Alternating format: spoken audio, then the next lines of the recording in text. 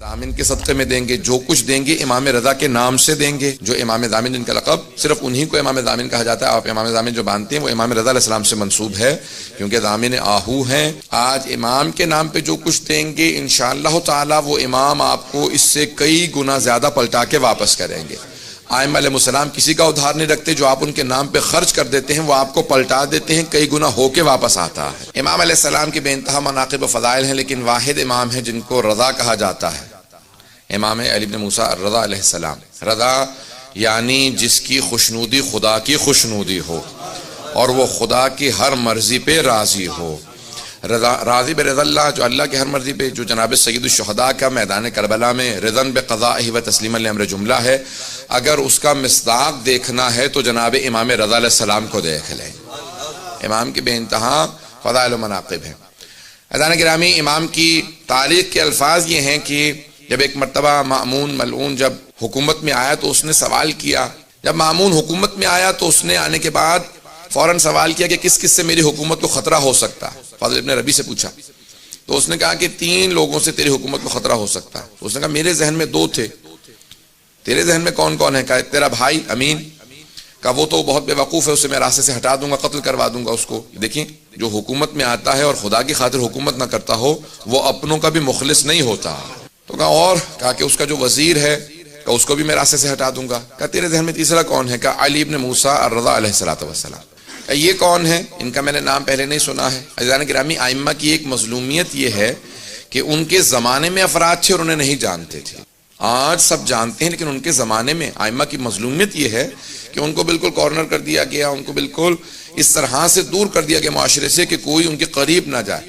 کہا یہ جو حکومت تمہارے پاس ہے تمہارے اجداد نے ان کے نام پہ حاصل کی تھی، ان کے نام پہ لوگوں کو دھوکہ دیا کہ ہم بھی آل رسول ہیں، کیونکہ رسول خدا کے چچا کے بیٹے تھے بنی عباس. عباس حضرت عباس کی نسل سے تھے، یعنی حضرت عباس چچا اموی رسول خدا، نہ حضرت عباس ابن علی ابن ابی طالب، حضرت علیہ السلام کے فرزند نہیں بلکہ جناب امیر کے چچا عباس. تو کہا ان کی نسل سے ہو، تمہارے اجداد نے ان کے نام پہ کہہ کے دھوکہ دے کے حکومت حاصل کی اور اس کے بعد پھر ان کو زندانوں میں رکھا تاکہ لوگ پہچان نہ لیں کون حقدار ہے. تو اس نے کہا کہ اچھا تو یہ کیسے ہیں، دیکھنے میں کیسے ہیں، بولنے میں کیسے؟ سن رہے سب لوگ؟ کہا دیکھنے میں کیسے ہیں، بولنے میں کیسے ہیں، جب گفتگو کرتے ہیں علم کیسا ہے؟ کہا کہ جو ایک مرتبہ انہیں دیکھ لے وہ انہی کا ہو جاتا. علم ایسا ہے جب کلام کرتے ہیں ہر انسان انہیں سننا چاہتا ہے. علم لدنی کے مالک ہیں، کلام ایسے کرتے ہیں کہ ہر انسان مجذوب ہو جاتا ہے. کشش بہت زیادہ ہے اور ان کے یہ اپنے عصمت کے قائل ہیں، معصوم ہیں، اس لیے ہر طرح کی لغزشوں سے پاک ہیں، ہر طرح کی آلائشوں سے پاک ہیں. توجہ کیجئے گا، وہ اپنا عقیدہ پیش نہیں کر رہا تھا، وہ ائمہ کا عقیدہ بتا رہا تھا. کہ یہ کہتے ہیں کہ معصوم ہے اس لیے لغزشوں سے بہت پاک ہیں. کہ جو ایک مرتبہ ان سے مل لیتا ہے وہ ان کا ضرور گرویدہ ہو جاتا ہے، وہ ان کا مرید ہو جاتا ہے. کہ اور شخصیت کیسی ہے؟ کہ شخصیت بہت وجیح ہے، چہرے پہ جلال ہے، ہیبت ہے، بہت خوبصورت ہے. کہ ایک مرتبہ تو دیکھے گا تو بھی معتقد ہو جائے گا کہ ہاں یہ واقعاً زمین کا نہیں آسمان سے نازل ہوا عام ہستی نہیں ہے، تو دیکھے گا تجھے خود اندازہ ہو جائے گا. کہ اور لوگ اگر ان سے ملتے ہیں قریب ہیں، کہ لوگوں کو ہم نے دور کر رکھا ہے لیکن جتنا لوگ ان سے ملتے ہیں ان سے قریب ہوتے چلے جاتے ہیں. کہ کہاں رہتے ہیں؟ کہ مدینہ منورہ میں رہتے ہیں، اپنے جد رسول خدا کے روضے کے قریب رہتے ہیں. کہ ان کا وہاں رہنا ہمارے لیے نقصان دہ ہے، کیونکہ جو حج پہ جائے گا مدینہ جائے گا، جو ملے گا وہ ان کا ہو جائے گا. کہ ان کو کسی طرح سے خراسان لے آؤ.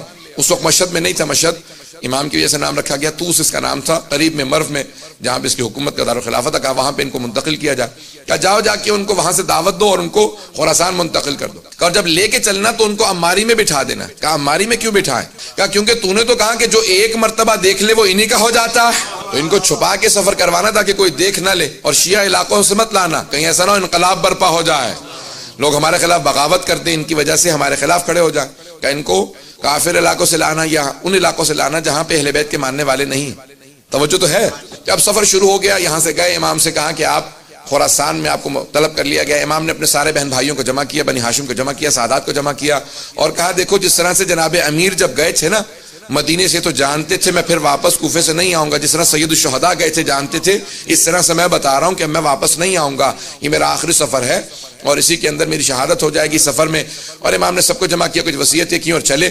جب سفر میں جانے لگے تو سب بہن بھائی بہت امام کے، خصوصاً حضرت معصومہ جو بہت زیادہ محبت کرتی تھی، بھائی سے ملی، سب بہنیں بھائی رونے لگے.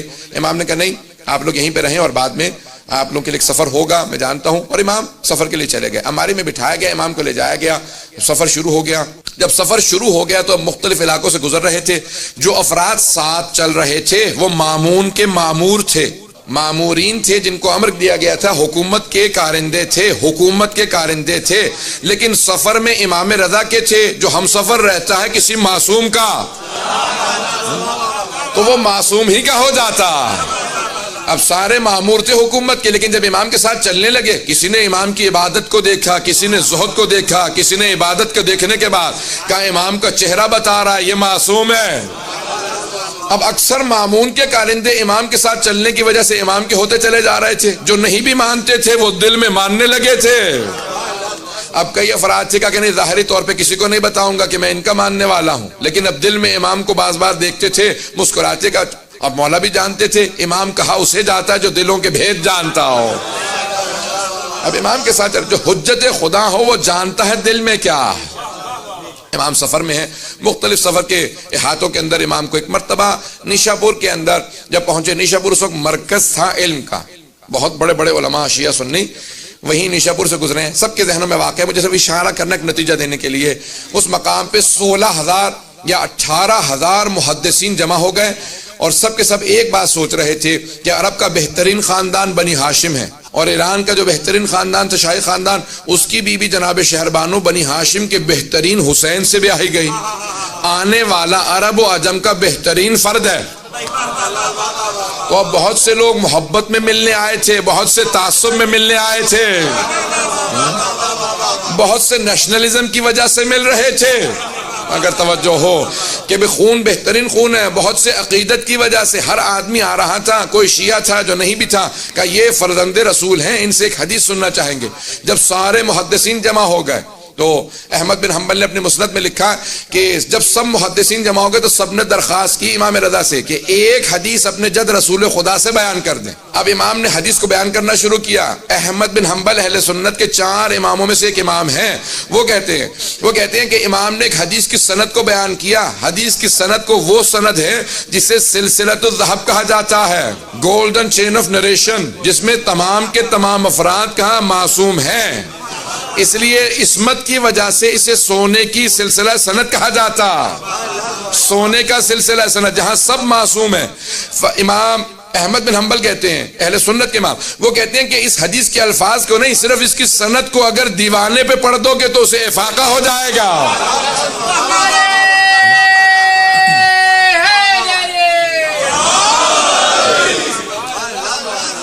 اگر دیوانے پہ پڑھ دو سے افاقہ ہو جائے گا۔ کہ کیوں؟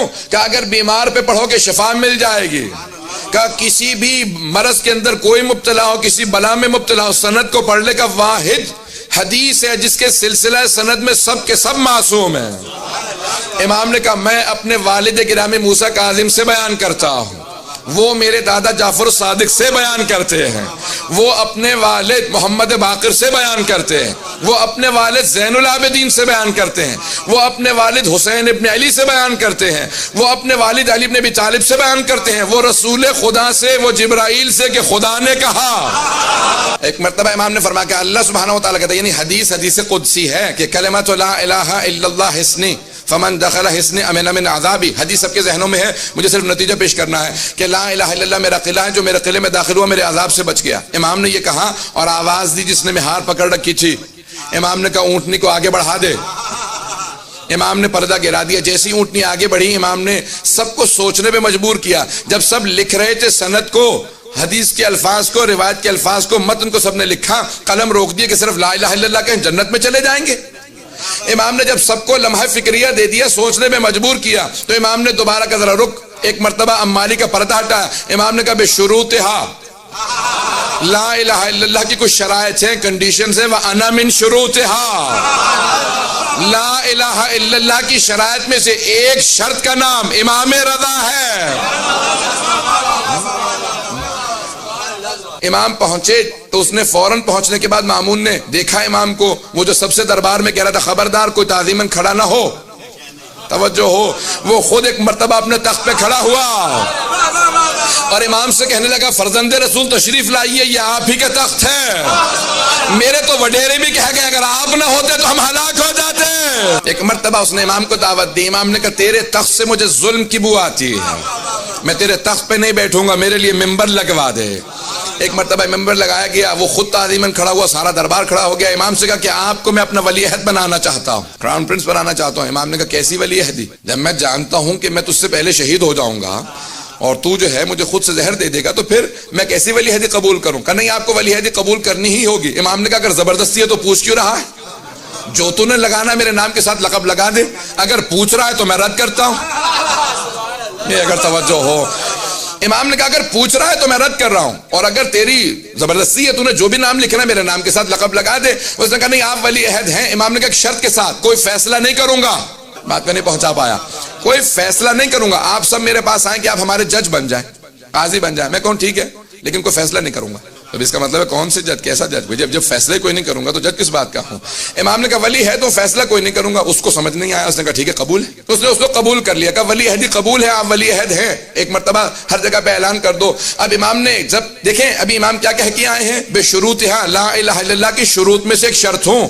امام سمجھا یہ رہے ہیں کہ اس کی ولی عہدی معنی ہی کچھ نہیں رکھتی، میں توحید کی شرائط میں ہوں۔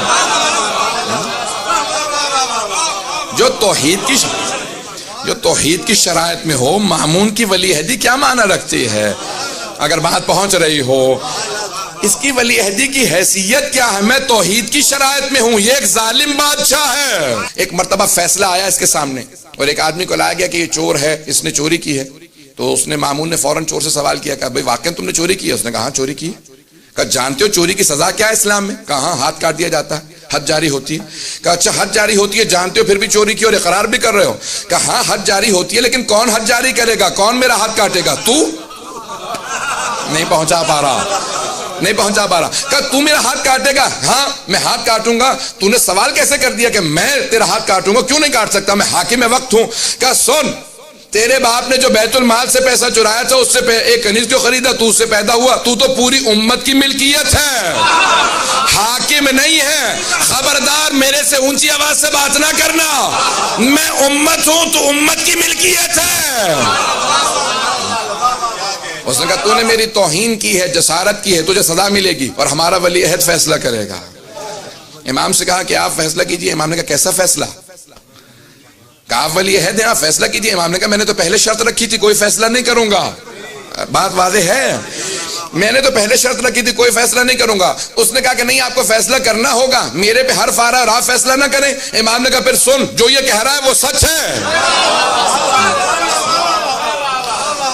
جو بیت المال سے چرا لیا جاتا ہے وہ بیت المال ہی کا رہتا ہے۔ جناب امیر نے یہی کہا تھا نا اپنے پہلے خطبے میں کہ اگر تم میں سے کسی کے باپ نے بیت المال سے پیسے چرا کے ماں کا مہر بھی دیا ہو تو میں واپس لے لوں گا۔ بیت المال سے چرا لیا جائے تو یہ نہیں ہوتا کہ بیت المال کی ملکیت نہیں رہتی۔ عزیزان گرامی، ائمہ علیہ السلام کا معیار بہت بلند ہے، تو ان کے شیعوں کا معیار اسی طرح سے بلند ہونا چاہیے۔